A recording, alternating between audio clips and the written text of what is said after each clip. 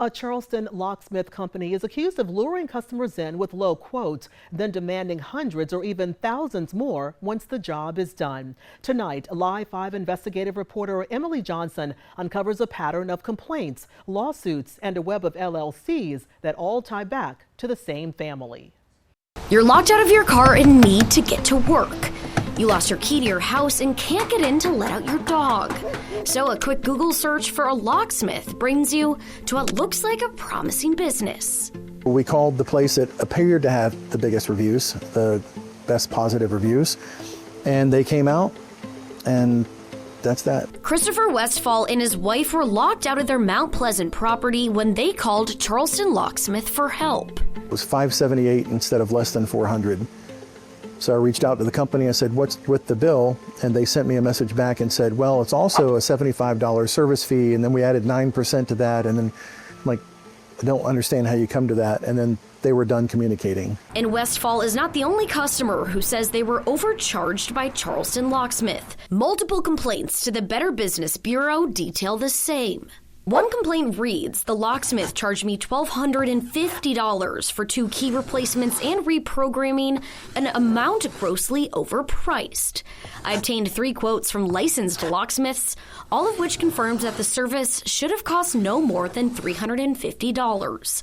Charleston Locksmith responded to the complaint on BBB, saying in part, "We were prompt and courteous and explained all pricing on site." In this case was having something quoted, having somebody come out, and then the bait and switch, which you're stuck. You can't do anything else. It's already installed, and then the price changes. So what are we going to do then? A customer who wished to remain anonymous shared their receipt from Charleston Locksmith with us, saying that they were originally charged $150.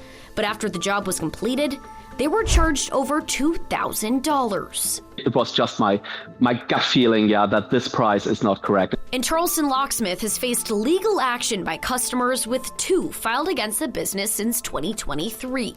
Court records show one was settled and the other was dismissed. One customer won a settlement against the company after a locksmith attempted to unlock a push-to-start car, which requires hooking up a computer to a car's system. The lawsuit states that the computer software Charleston Locksmith used ended up destroying the entire system, with the customer left without their car. The court awarded that customer almost $8,000. Just went to Google and I just said, okay, I need a locksmith in Charleston. The first one who popped up was Charleston Locksmith. So I just thought, okay, it's an easy one. I mean, it cannot be too complicated, to change a lock for a garage. Alexander Hunke owns an apartment and garage in Charleston that his previous tenant lost the key to, leading him to Charleston Locksmith for a new lock. He installed a new lock, and that is $750.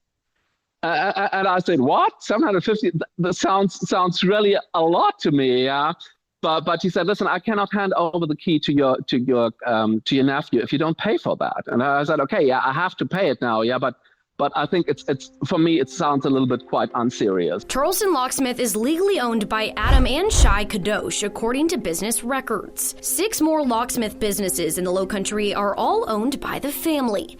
Fast Locksmith Charleston, Chucktown Locksmith, Kane Locksmith Charleston, City Locksmith Charleston, North Charleston Mobile Locksmith, and Somerville Locksmith. Why own so many competing businesses in the same area?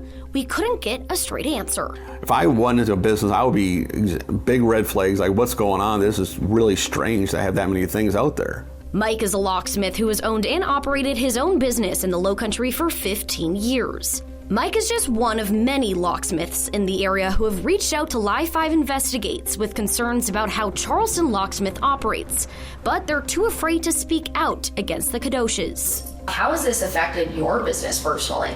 It definitely takes a toll because they're getting a lot more calls than we would have been. People will think we're trying to rip them off because the prior experience they had with these other companies. We went to Charleston Locksmith's storefront located in West Ashley at 1730 Savannah Highway, Unit B.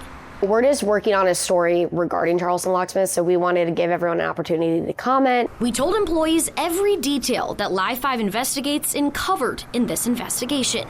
Do you have any of that information? Because we haven't received any. Yeah, the lawsuits are all public information that the owners know about, and then all the complaints on Better Business Bureau. All right, I will let him know and I'll give him your information. Great. We were told that the owner was not in office and we would be contacted regarding a statement or interview.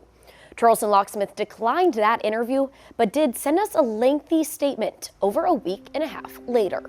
There's also a loophole in South Carolina law.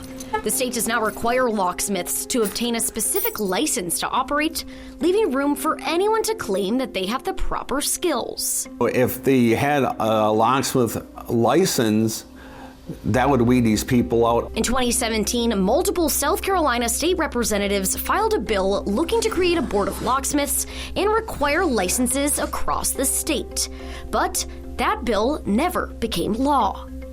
That would help out a little bit, but people would have to ask, do you have a South Carolina locksmith license? So what can customers do to protect themselves from companies that may have unscrupulous practices?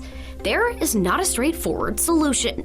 Call 2 or 3 different locksmiths, but of course make sure that you have a quote in advance, and you stick on that and you will not pay more. You would hope if it's somebody in your backyard and you find them online and it appears that other people have had positive experiences, you're not going to get screwed right in your backyard, but apparently it's happening. If you have an interaction with a locksmith in the area or want to find out more about a future technician, you can search customer reviews on the Better Business Bureau's website. For Live 5 Investigates, I'm Emily Johnson.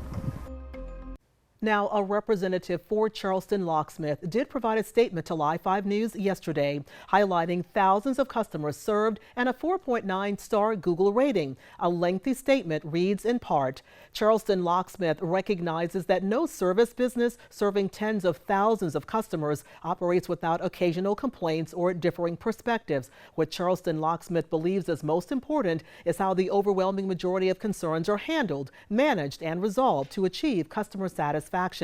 Charleston Locksmith has consistently worked to address concerns professionally, communicate openly with customers, and seek fair resolutions whenever issues are brought to the company's attention. To read the entire response, just visit our website at live5news.com.